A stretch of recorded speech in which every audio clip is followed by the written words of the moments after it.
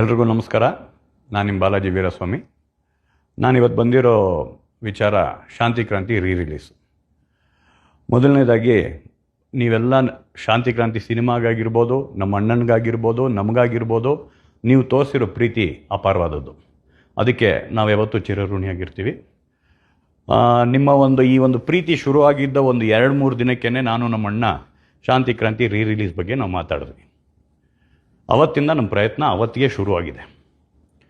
But ಏನು ನಿಮಗೆ ಒಂದು ಸ್ಪಷ್ಟನೆ ಕೊಡೋದಕ್ಕೆ ನಾನು ಏನಕ್ಕೆ ಇವತ್ತು ಬಂದಿದ್ದೀನಿ ಅಂದರೆ, ಶಾಂತಿ ಕ್ರಾಂತಿ ನೆಗೆಟಿವ್ಸ್ ಮೆಲ್ಟ್ ಆಗೋಗಿದೆ. ಸೊ ಮೆಲ್ಟ್ ಆದಾಗ ಅದನ್ನು ನಾವು ಇವತ್ತಿನ ಒಂದು ಟೆಕ್ನಾಲಜಿಗೆ ತೊಗೊಂಬಂದು ಮಾಡೋದು ತುಂಬ ಕಷ್ಟ. ನಾವು ತುಂಬ ಬೇರೆ ಸೋರ್ಸ್ಗಳನ್ನೆಲ್ಲನೂ ಇನ್ನೂ ಹುಡುಕ್ತಾ ಇದ್ದೀವಿ. ಅದರಿಂದ ಏನಾದರೂ ಸಿಕ್ಕಿದ್ರೆ ಡೆಫಿನೆಟ್ಲಿ ಅದನ್ನು ಮಾಡೋ ಆಸೆ ನಮ್ಮೆಲ್ಲರಿಗೂ ಇದೆ. ಅದನ್ನು ನಿಮ್ಮ ಮುಂದೆ ತೊಗೊಂಬಂದು ಕೊಡಬೇಕು ಅನ್ನೋ ಆಸೆ ನಮಗಿದೆ.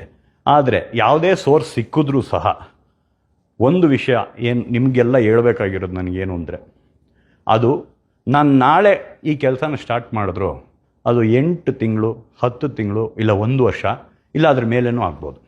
ಅದು ಏನಕ್ಕೆ ಅಂದರೆ, ಮತ್ತೆ ನಾವು ಕಲರಿಂಗ್ ಮಾಡಬೇಕು, ನೆಗೆಟಿವ್ಸ್ ಫೇಡ್ ಔಟ್ ಆಗಿರುತ್ತೆ, ಮತ್ತು ಮ್ಯೂಸಿಕ್ ಮಾಡಿಸ್ಬೇಕು, ರೆಕಾರ್ಡಿಂಗ್ ಮಾಡಿಸ್ಬೇಕು, ಎಫೆಕ್ಟ್ಸ್ ಮಾಡಿಸ್ಬೇಕು, DI ಮಾಡಿಸ್ಬೇಕು, ಸೆನ್ಸಾರ್ ಮಾಡಿಸ್ಬೇಕು, ಈ ಥರ ತುಂಬ ವಿಷಯಗಳಿದೆ.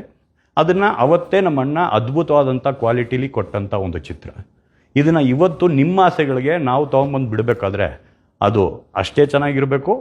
ಇವತ್ತಿನ ಇದಕ್ಕೆ ನಿಮಗೆಲ್ಲ ಖುಷಿ ಕೊಡೋಂಥ ಒಂದು ಸೌಂಡ್ ಸಿಗಬೇಕು, ಒಂದು ಡಾಲ್ಬಿ ಮಾಡಿಸ್ಬೇಕು, DTS ಮಾಡಿಸ್ಬೇಕು, ಅಟ್ಮಾಸ್ ಮಾಡಿಸ್ಬೇಕು, ಇಷ್ಟು ವಿಷಯಗಳಿದೆ.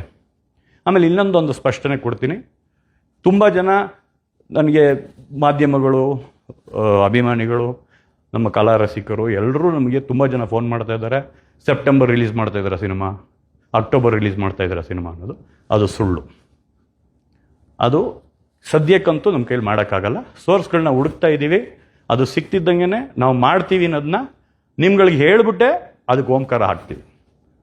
ನಮಸ್ಕಾರ.